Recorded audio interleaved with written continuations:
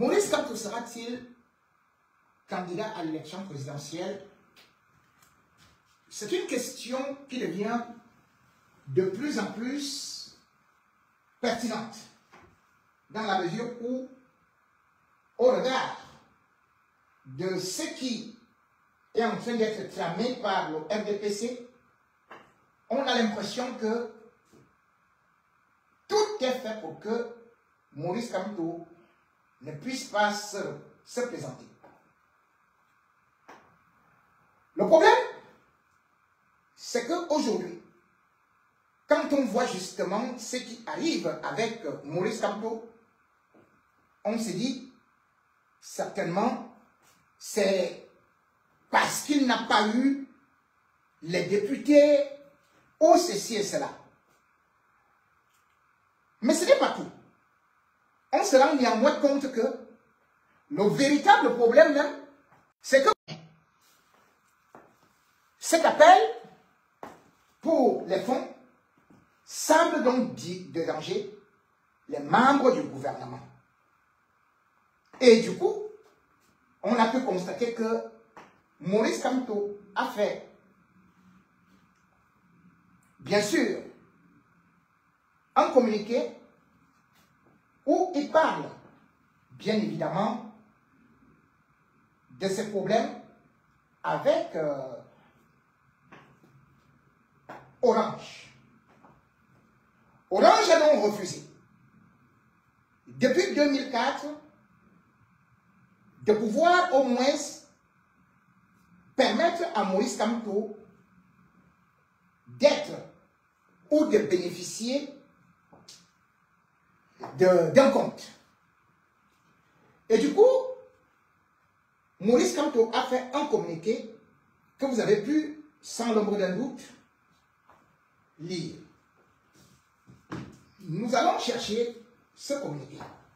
D'ailleurs, c'est pour ça que je me suis levé, parce que comme je ne vois pas le papier à côté, je vais chercher là où se trouve le communiqué de Maurice Kamto. Et tout également aussi demander à nos gens de TikTok de patienter depuis un certain temps.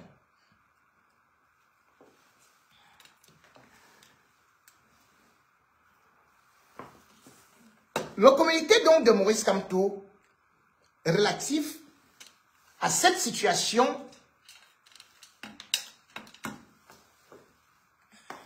qui semble être montée par le RDPC, et qui semble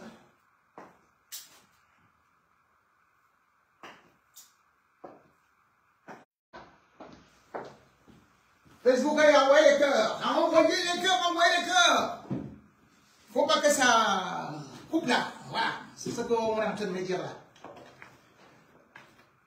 Communiquer sur le refus manifeste d'Orange Money d'ouvrir un compte mobile Orange Money pour la collecte des fonds pour notre campagne électorale par Maurice Kamto.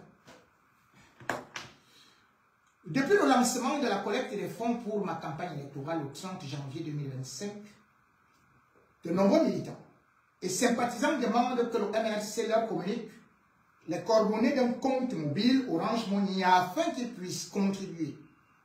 Face à la persistance quasi quotidienne de cette demande et devant l'impossibilité pour le MRC de leur communiquer un compte Orange Money, nous portons à la connaissance, du public les raisons pour lesquelles nous ne disposons pas de compte Orange Money jusqu'à ce jour. Le MRC a initié une première procédure d'obtention d'un compte Orange Money en décembre 2024 auprès de l'agence Orange située au quartier Mondo, Carrefour Simon, à Yaoundé. 2 semaines après le dépôt de son dossier, le MRC a appris que celui-ci a été rejeté sans motif de rejet notifié. Le 14 janvier 2025, le MRC a introduit une nouvelle procédure à l'agence Orange située au quartier Bastos. Tous les documents physiques sollicités ont été produits par le MRC minutieusement vérifiés et reçus par un agent d'Orange Money. Le lendemain 15 janvier 2025, Orange Money a informé le MRC, que les documents reçus la veille devaient être retransmis par le MRC en fichier numérique, car les fichiers scannés par Orange Money sont un peu flous. Par ailleurs, Orange Money a informé le MRC que son président national devait remplir et signer une fiche supplémentaire. Fiche à remplir qui n'avait pas été communiquée la veille. À la suite de ces deux sollicitations, le MRC a produit aussi bien les documents scannés que la fiche remplie et signée de son président national.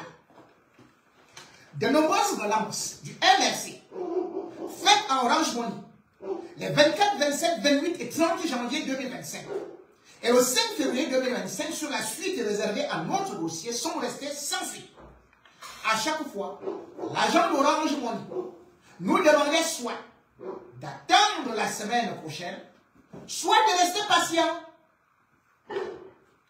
Le 6 février 2025, nous avons reçu d'Orange Money une notification de rejet de notre demande de compte mobile avec comme motif de rejet, faire ouvrir les guillemets, c'est du représentant légal flou.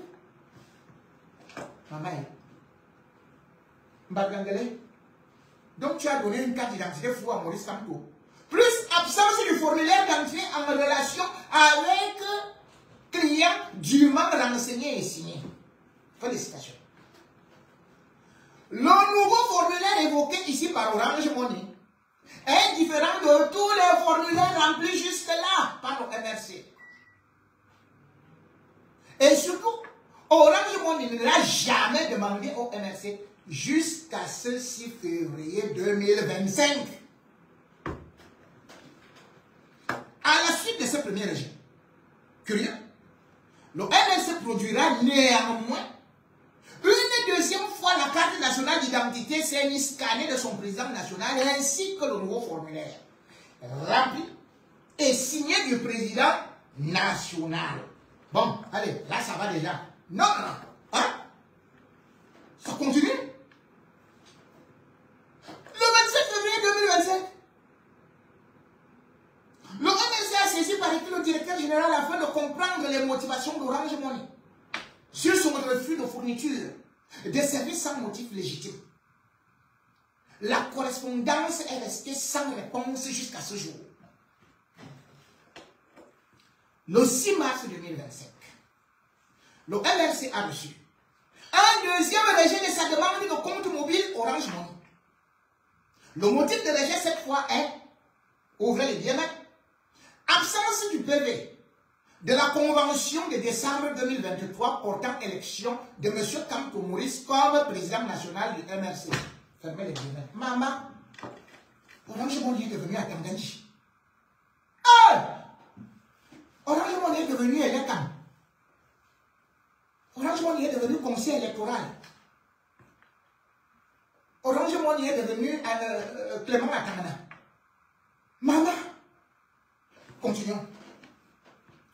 Pour pression, le PV décrit par Orange Money n'avait été demandé au MRC ni au moment du dépôt initial de son dossier le 14 janvier 2027, ni au moment du premier rejet de sa demande le 6 février 2027. Orange Money n'a jusqu'ici donné aucune explication sur les raisons de ce fonctionnement par embuscade vis-à-vis du MRC. Le PV portant élection de Maurice Kamto comme président national du MRC lors de la convention de décembre 2023, sollicité par Orange Money, lui a été transmis depuis le 11 mars 2025. Depuis lors, aucune suite n'a été donnée. À notre demande de compte mobile Orange Money, malgré de multiples relances. Les militants et sympathisants du MRC doivent donc savoir que le MRC n'a ménagé aucun effort pour obtenir un compte mobile Orange Money pour la collecte des fonds de ma campagne électorale. Dans la violente adversité, ainsi que la haine que le régime en place au Cameroun, vous au MRC, nous devons désormais admettre que certaines entreprises multinationales comme Orange Money, se comportent comme des suppôts de la dictature camerounaise en refusant aux Camerounais dans leur propre pays des services auxquels ils ont droit. Fait à Yaoundé le 21 mars 2025, Maurice Kamto, candidat du MRC et de l'APC à la prochaine élection présidentielle. Mesdames et messieurs, ce que vous voyez là est très grave. C'est très grave dans la mesure où on voit déjà que des puissances coloniales impérialistes interviennent justement pour barrer la route à Maurice Kamto. Vous vous rendez compte?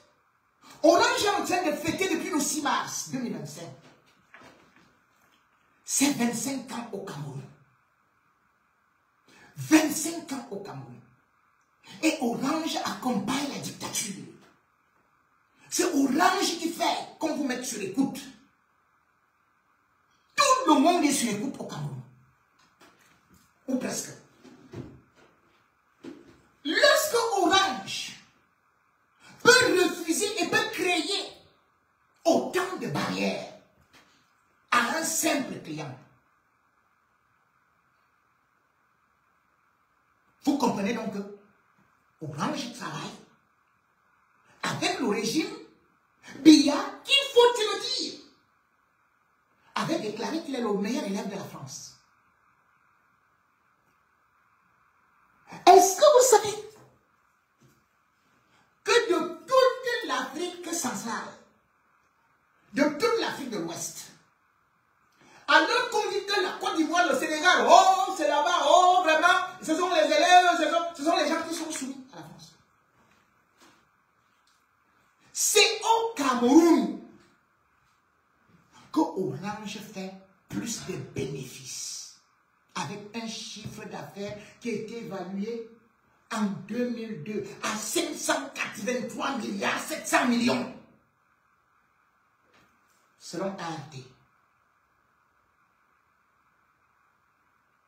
960 millions de dollars de l'argent des Camerounais. Orange compte au Cameroun 14 millions d'abonnés. Tous les services sont chers, hyper chers. Et qu'est-ce que Orange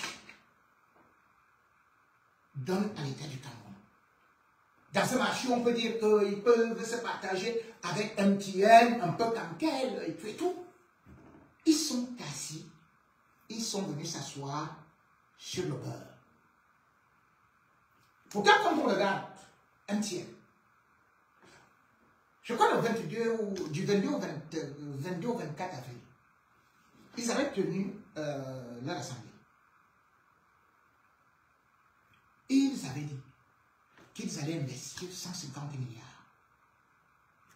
au Cameroun. Mais lorsqu'on regarde Orange, je vais essayer de voir ces chiffres. Le DG Patrick Besson, c'est lui-même qui disait que 90% de la population est couverte. Orange, lorsqu'on voit tout simplement Internet, récolte 198 milliards.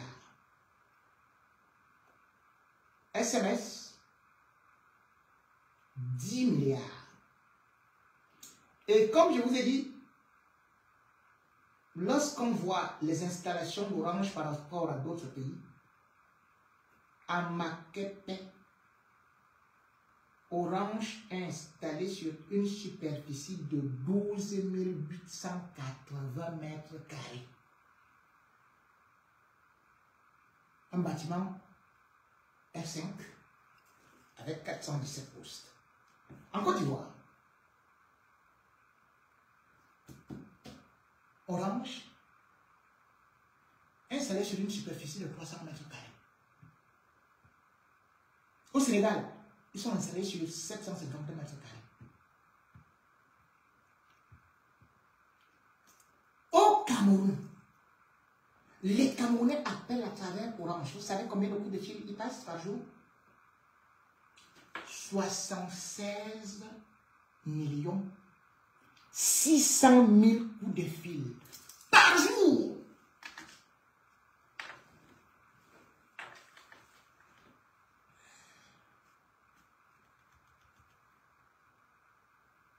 Et alors, ils ont déjà programmé même ce qu'ils doivent faire avec le régime en 2027. Donc, vous voyez qu'ils ont déjà pris, ils ont déjà choisi un parti. C'est-à-dire que c'est Paul Biya et son régime qui doivent être soutenus. Ils ont pris parti dans un pays où ils sont installés comme entreprise, on ne sait même pas comment, et où il y a eu appel d'offres, on ne sait même pas. Mais c'est pas possible. Vous interdisez un homme politique. Parce que vous dites que Biya est le meilleur élève de la France. Et parce qu'il faut savoir que ça vient de l'époque coloniale. Et là, ça nous renforce. D'ailleurs, Henriette Eto le dit dans une vidéo que je vais d'ailleurs chercher, où elle dit justement que Frondi avait remporté l'élection de 1992. Mais que, on a dit que un anglophone, un Bamileke, ils ne doivent jamais gagner une élection présidentielle au Cameroun. Voilà la réalité, qui est aussi claire comme l'eau de roche. Oui, c'est comme ça. Donc on empêche Maurice Kamto, dans un pays qu'on prétend dire démocratique, on empêche qu'il soit candidat à une élection. On empêche que ses sympathisants puissent au moins apporter quelque chose. Lui apporter, ce n'est pas l'argent de l'État. Ce n'est pas l'argent de l'État. C'est l'argent des militants, des sympathisants du MRC. Je vais essayer, avec la bénédiction que nous allons retrouver, cet élément. Vous verrez que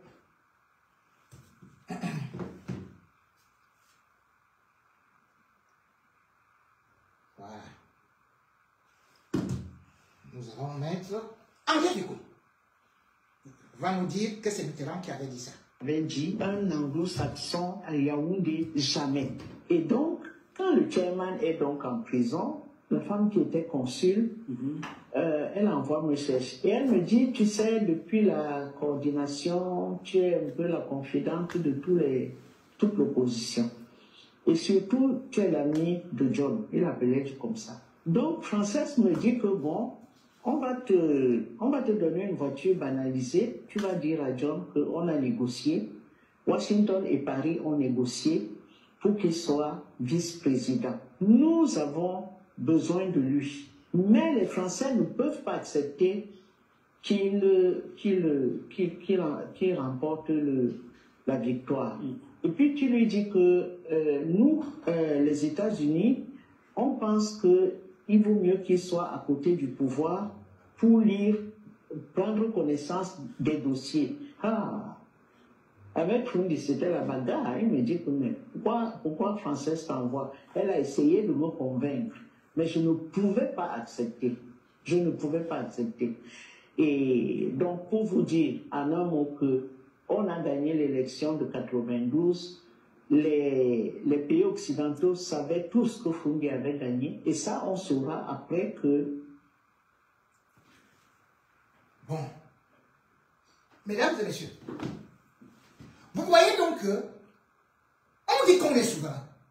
Les gens nous disent que Paul Biya, oh, vraiment il n'est pas un laquais de la France, il n'est pas ceci, cela. Là on voit qui soutient Paul Biya. Et en même temps ils sortent un faux article dans le monde diplomatique et ça se met à circuler. Ce faux article n'existe pas. c'est le régime Biya avec Katangandji qui l'ont fabriqué. Qu'est-ce que le faux article dit? Que vraiment la France risque de mettre le régime Biya au banc si quand on n'est pas candidat à l'élection présidentielle. C'est pour retourner les populations. Et du coup, les prédateurs du FTPC, ils commencent à dire, n'est-ce pas, vous avez dit? On vous avait dit que oh, la France soutient Maurice Kamto. Donc c'est pour ça qu'ils ont fait ça. Quelle France soutient Maurice Kamto? C'était moi un seul ministre français qui a déjà rencontré Maurice Kamto. Ou même... aucun. Même quand il vient ici. Mais par contre, Paul Biya, on a vu pendant le Covid, c'est l'ambassadeur français qui était président au Cameroun. Donc ils défendent leurs intérêts parce que Paul Biya défend leurs intérêts. C'est donc au peuple de se libérer. C'est au peuple de dire que on ne peut pas continuer alors qu'on prétend être souverain, indépendant, alors que les autres peuples choisissent déjà leurs dirigeants. Qu'au Cameroun, on continue à nous imposer le vieux Biya sous prétexte que c'est lui qui protège mieux les intérêts des pays occidentaux. Et les mêmes produisent. Allez sur le site du monde diplomatique. L'article qu'ils ont produit là, ça n'existe pas. Ça n'existe pas. C'est pour dresser, je dis bien diaboliser Maurice Kamto. Comme s'il était envoyé soutenir toi la France. Quel est ce France qui peut dire que, oh, si Maurice Kamto n'est pas candidat, n'est-ce pas qu'on avait arrêté Maurice Kamto, on l'a mis en prison? Il n'est pas resté là-bas 1, 2, 3, 4, 5, 6, 7, 8, 9, 10 mois. Hein? Qu'est-ce qu'on avait fait du régime Biya? Oh, on va suspendre ceci. Oh, on va suspendre cela. Non, c'est n'importe quoi. Mais sauf qu'aujourd'hui, ce que le régime Biya ignore, c'est que les mentalités ont changé. Aussi le peuple. Et qu'aujourd'hui, de plus en plus des voix s'élèvent pour dénoncer cette forfaiture, ces injustices. Des femmes qui ont pignon sur lui et qui surtout ont aussi une notoriété internationale, comme Rebecca et Nonchon, ont déjà averti le régime Biya, ont compris le jeu du régime Biya, le jeu d'Atangandji. Dans le contexte international et aussi le contexte social par rapport à la situation même dramatique du Cameroun, le peuple ne va pas se laisser faire. Et d'ailleurs, une autre femme dit de son nom, professeur Biwoli, elle va dans la même voie. On a beau tirer les oreilles au régime Biya, ils ne comprennent pas. Écoutez l'analyse de ces deux femmes dites de ce nom. Quand on parle de Rebecca et Nonchon, et qui propose d'ailleurs de la transparence jusqu'à présent. Comment est-ce que Eneka ne parvient pas à publier les listes électorales? C'est vraiment Paul Biya a gagné souvent l'élection là. Et Rebecca d'ailleurs propose même un autre système qui est simple. C'est-à-dire un système digital qui vous permet immédiatement de connaître le résultat sur les bureaux de vote, mais que le régime Biya ne va jamais accepter. Parce qu'ils sont des bandits. Ce sont des voyous. Ce sont des terroristes.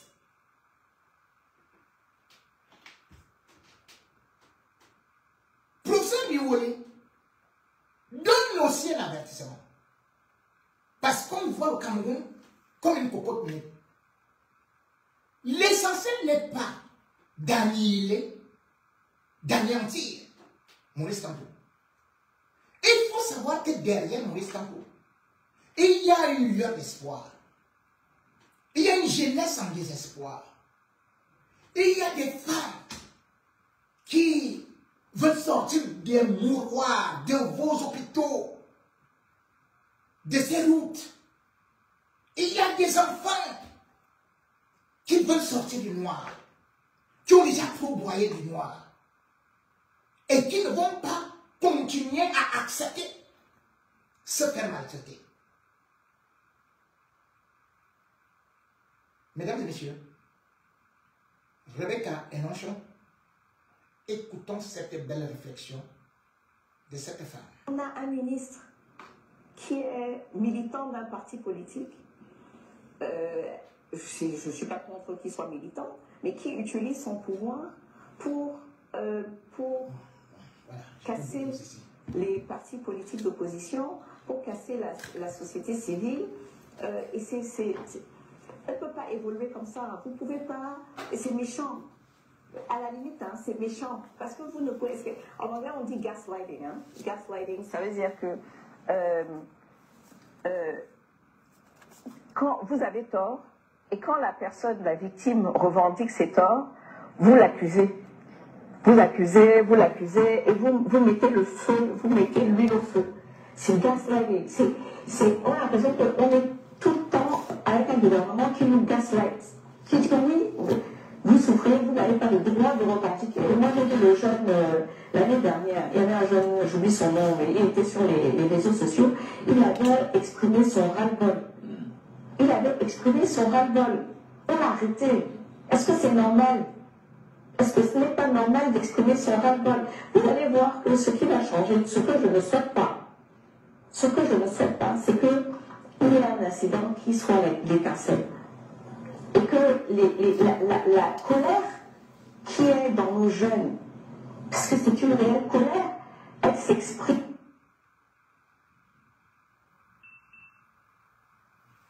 Veuillez nous excuser. Veuillez nous excuser. On va voir. Bon, Rebecca Enonchon, nous allons revenir sur elle par rapport à la colère. Et peut-être que les appareils sont aussi en colère. Un instant.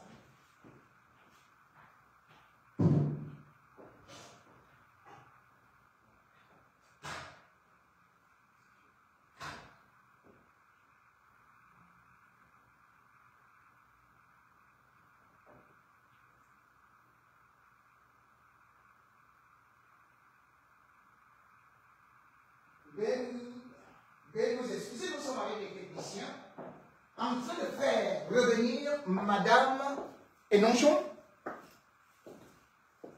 parce qu'elle fait de bonnes réflexions et parce que aujourd'hui, au moins, les femmes ont le courage et surtout avertissent. Les femmes aujourd'hui sont dans la mobilisation.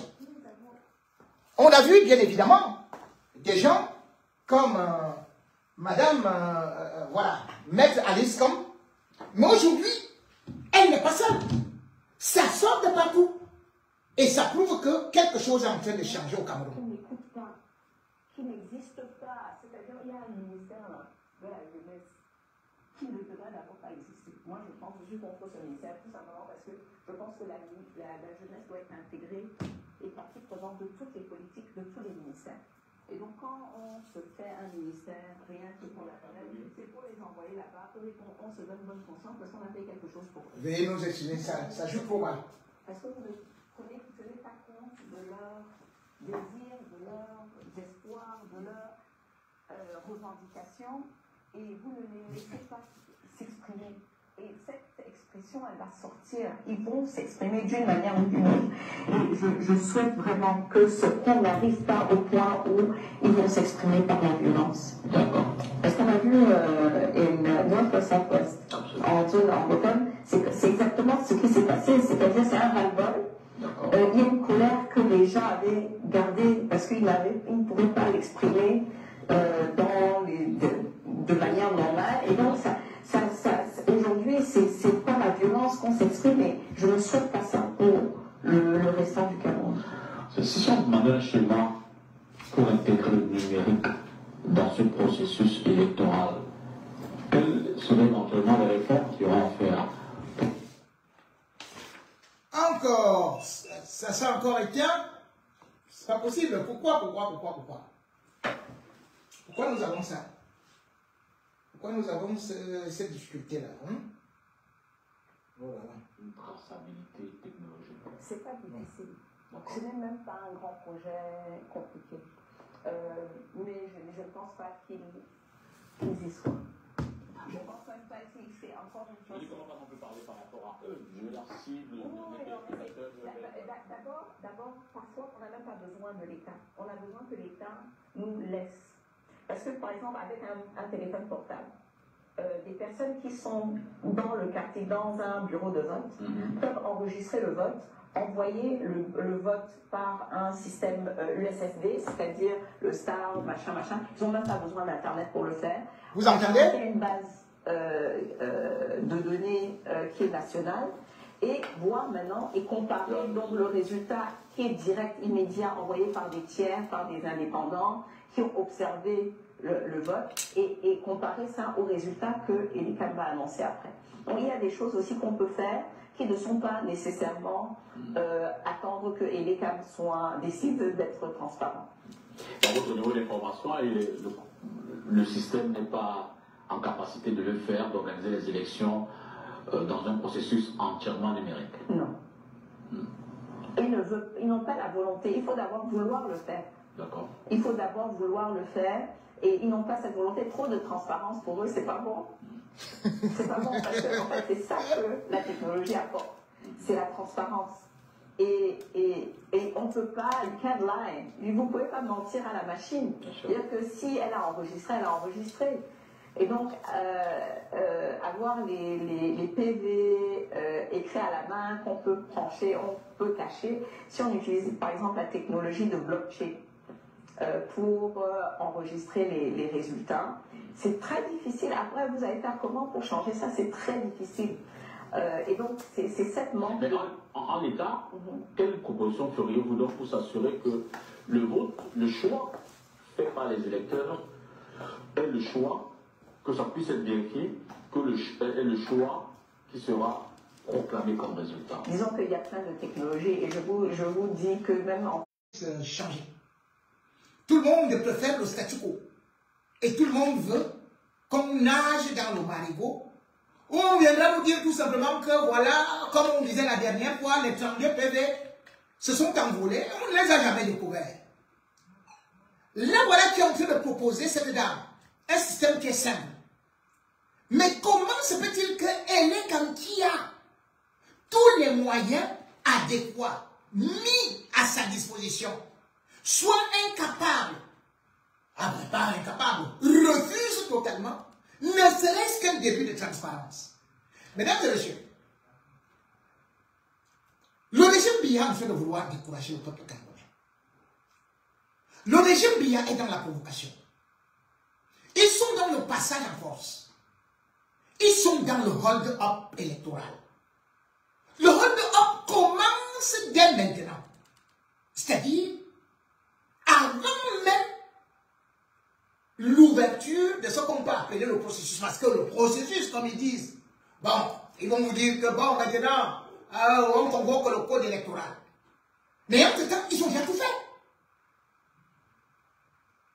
Par exemple, quand vous voyez un truc, comme on dit là, Orange. Orange seul, quand vous regardez, au Cameroun, c'est dans 31 000 localités.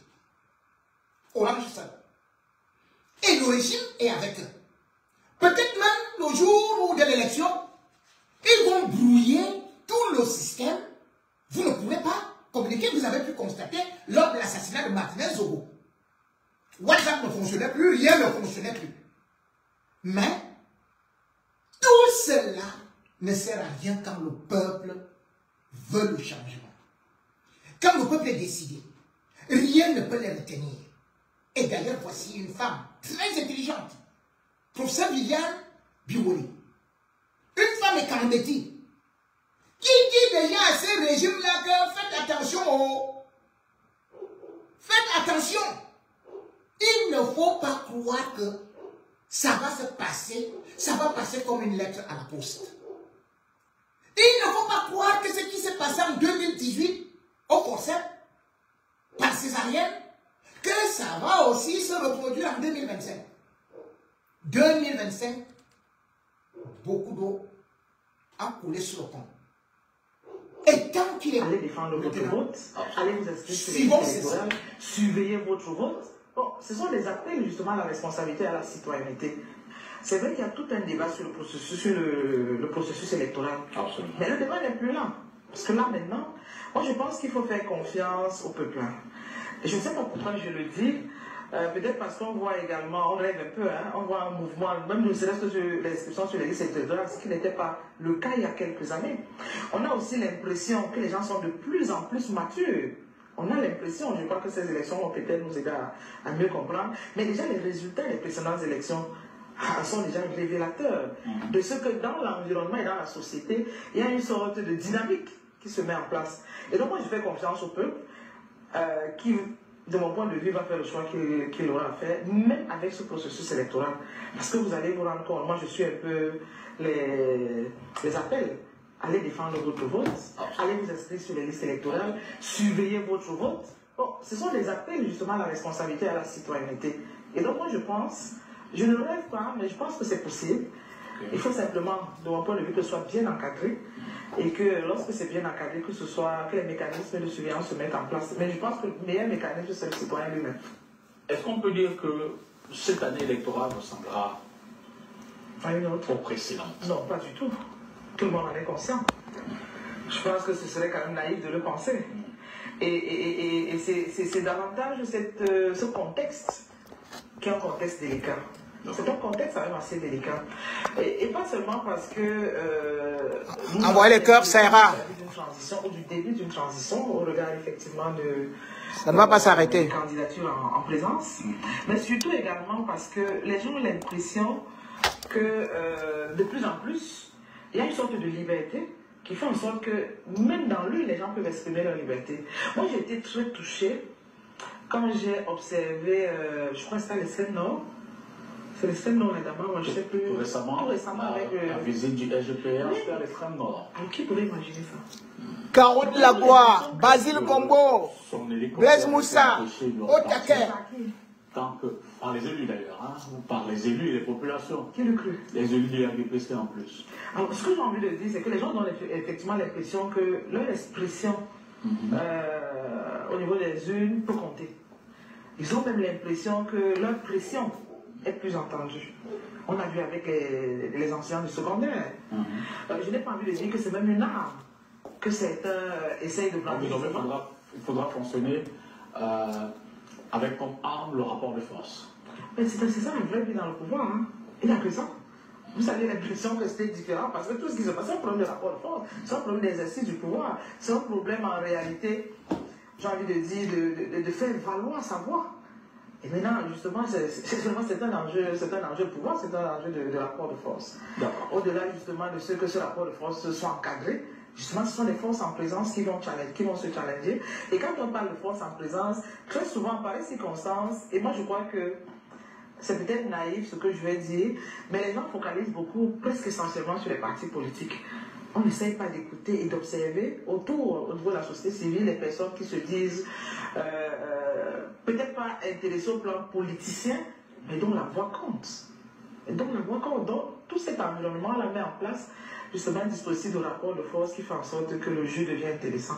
C'est pour ça que le cadre et les institutions qui accompagnent ce jeu devraient normalement faire très attention. Je pense que c'est le manquement à ce niveau-là qui sera un gros risque. Ce n'est pas davantage la compétition en elle-même. D'accord. Mais ce que moi j'ai envie de dire, c'est pas faire appel au peuple, mais de dire aux gens, c'est que les gens doivent savoir que ça dépend d'eux. Ouais, mais je dis... Ils doivent le comprendre. C'est ce discours que j'allais Et c'est qui est vrai. Vous avez pris l'exemple de football tout à l'heure. Je vais embrayer, je vais marcher sur le pas.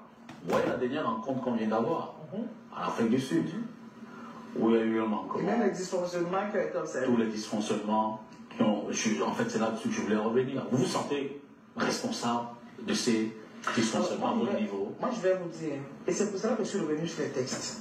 Je suis peut-être passé rapidement, mais je crois que vous avez compris ce que je voulais dire. Vous ne pouvez pas avoir deux institutions qui ont les mêmes prérogatives. Vous vous sentez responsable de cela? Déjà parce que je dénonce, ou je peux dénoncer. Oui, quand je dis responsable, pas que je puisse agir, mais c'est que de pression, parce qu'au fond, qui doit résoudre le problème? ou bien qui doit amener à résoudre le problème. Je n'appelle personne à la rébellion. Je n'appelle personne. Comment les professeurs de lycée ont fait? Ils ont d'abord fait des revendications douces. Ensuite, ils ont monté la température. Chaque fois qu'on monte la température, les hommes politiciens sont attentifs. Je ne sais pas pourquoi. Et moi, je dis, tant qu'on va gagner, la pression ne sera pas forte. Bien sûr. Donc, il y a toujours quelque chose qui soutient. Mais je dis, c'est en termes de responsabilité, le cadre qui est mis actuellement là, et moi j'ai envie de revenir là-dessus, c'est vrai que je ne voulais pas en parler, au niveau de la gouvernance, on a un dispositif de gouvernance qui entretient un ensemble d'incohérences. Ok. Parce que dans une organisation, aucun poste n'est en... Tous les postes sont en monopole. Dès que vous avez deux postes qui partagent la même compétence, vous-même vous entretenez un conflit.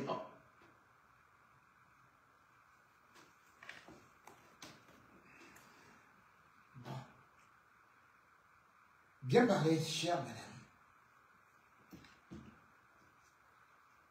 Chacun devrait donc prendre ses responsabilités, leur assumer. Ce n'est ni Orange, ni l'État, ni le conseil électoral qui vont voler votre élection.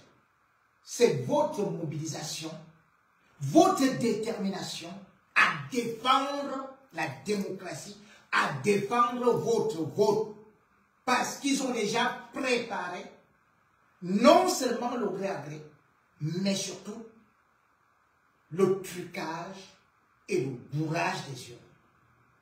Mais cela risquerait mal de se terminer. Même comme également, ils ont déjà prévu la nuit.